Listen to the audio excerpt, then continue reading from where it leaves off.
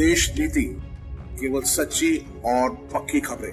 नमस्कार दोस्तों, स्वागत है आपका देश नीति में, जहां एक तरफ नेता 5 साल सीट मिलने का इंतजार करते हैं कि उन्हें टिकट मिले, वो चुनाव लड़े, सत्ता का भोग लगा सके।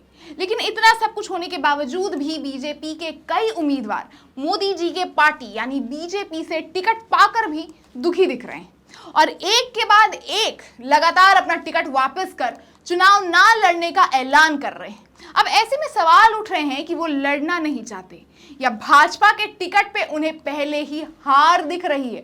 इस मामले में बीजेपी के लिए कल का दिन बहुत बुरा रहा जी। गुजरात में लोकसभा चुनाव के लिए उम्मीदवार का ऐलान होते ही गुजरात के 2 प्रत्याशी ने चुनाव लड़ने से मना कर दिया है। एक वडोदरा की सांसद रंजनबेन भट्ट, दूसरा साबरकांठा सीट से टिकट पाने वाले भिकाजी ठाकुर हैं। दोस्तों, इन्हें भारतीय जनता पार्टी ने टिकट दिया था, लेकिन इन्होंने टिकट को ठुकराकर चुनाव से लड़ने से सिरे से मना कर दिया। कारण कोई नहीं जानता।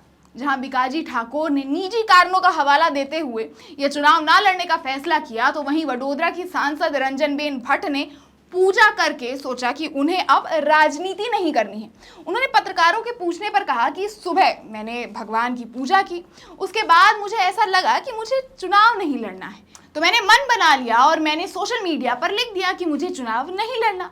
मैं ना तो ज्योतिबेन पांड्या के बयान, ना ही कांग्रेस के किसी कार्यकर्ता की पोस्टरबाजी से यह फैसला ले रही हूँ, लेकिन मुझे ऐसा लगा कि 2-4 लोग मेरे वडोदरा को बदनाम कर रहे हैं, तो क्यों ना मैं चुनाव ना लड़ूं। दोस्तों, वैसे तो कयास ये भी लगाए जा रहे हैं कि ऐसे और भी अभी 3-4 प्रत्याशियों के नाम गुजरात से और आने बाकी हैं, जो बीजेपी के टिकट मिलने के बावजूद पार्टी को टिकट वापस करने वाले हैं। अब कहा तो ये भी जा रहा है कि क्योंकि ये सांसद फील्ड पर जनता के बीच जाते हैं, वहां की जनता से मिलते जुलते हैं, तो उन्हें मोदी सरकार के खिलाफ इनकम्बेंसी का सामना करना पड़ रहा है। कई क्षेत्र हैं जहां जनता सवाल कर रही है उम्मीदवारों से कि वो पिछले 5 साल चुनाव जीतने के बाद कहां थे। बता दूं कि कुछ समय पहले यानी कुछ 20 घंटे पहले तक रंजनबेन भट्ट बीजेपी के कार्यक्रम में सम्मिलित थी, उनके प्रोग्राम में शामिल हुई। फिर उसके दूसरे दिन जैसे ही वो उठती है और पूजा पाठ करती है, उनको ये बात याद आता है कि वो अब बीजेपी के तरफ से तीसरी बार लोकसभा चुनाव नहीं लड़ना चाहती है। उन्हें ऐसा लगता है कि उन्हें अब चुनाव नहीं लड़ना चाहिए। क्या ऐसी बातों से ये समझा जाए कि भगवान भी संदेश दे रहे हैं कि बीजेपी हारने वाली है, इसलिए बच के निकल लो, 2 बार वैसे भी आप जीत चुकी हैं। वहीं दोस्तों, इन दोनों उम्मीदवारों के चुनाव ना लड़ने के ऐलान पर कांग्रेस नेता डॉक्टर मनीष दोशी ने दावा किया है कि बीजेपी में असंतोष की लहर है। उन्होंने कहा, पार्टी के पुराने नेताओं का अपमान किया गया है, उनके सांसद विकास के लिए काम नहीं करते, इसलिए सवाल यह है कि गुजरात और गुजराती को क्या मिला। दोस्तों, वहीं मैं आपको बता दूं कि वडोदरा की सांसद रंजनबेन भट्ट लोकसभा चुनाव के लिए तीसरी बार इस सीट से टिकट उन्हें दिया गया था, लेकिन अब उन्होंने अपनी उम्मीदवारी वापस ले ली है। वह 2 बार यहां से सांसद है। रंजनबेन भट्ट 2014 में उपचुनावों में वडोदरा से पहली बार सांसद चुनी गई थी। प्रधानमंत्री नरेंद्र मोदी ने वडोदरा के साथ साथ वाराणसी में अपनी जीत हासिल की थी, लेकिन उसके बाद उन्होंने वडोदरा सीट खाली की थी। इसके बाद रंजनबेन भट्ट को मौका दिया गया था।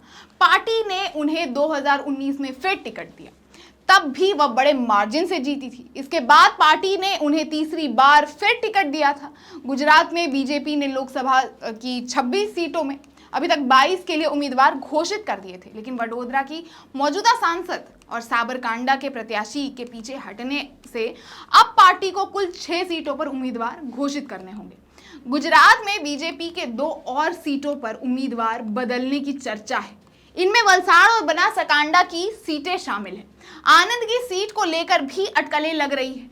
इन सीटों पर कांग्रेस के उम्मीदवार घोषित होने पर राजनीतिक समीकरण बदल चुके हैं। दोस्तों, वैसे आपको क्या लगता है, क्या होने वाला है इस बार मोदी जी के गुजरात मॉडल में? अपनी राय हमें कमेंट बॉक्स में जरूर बताएं और वीडियो पसंद आए तो इसे लाइक और शेयर भी ज्यादा से ज्यादा करें। और अगर अभी तक चैनल को सब्सक्राइब नहीं किया है तो फटाफट सब्सक्राइब करें, बगल में बेल आइकन को प्रेस करें और बस वीडियो को देखकर सस्ते में लाने के लिए नोटिफिकेशन के लिए बेल आइकन को प्रेस भी करें। और लोकसभा चुनाव के अपडेट्स के लिए देखते रहें देश नीति। धन्यवाद। आपका एक सब्सक्राइब हमारे लिए महत्वपूर्ण है। देश नीति को अभी सब्सक्राइब करें और बेल आइकन को दबाना ना भूलें।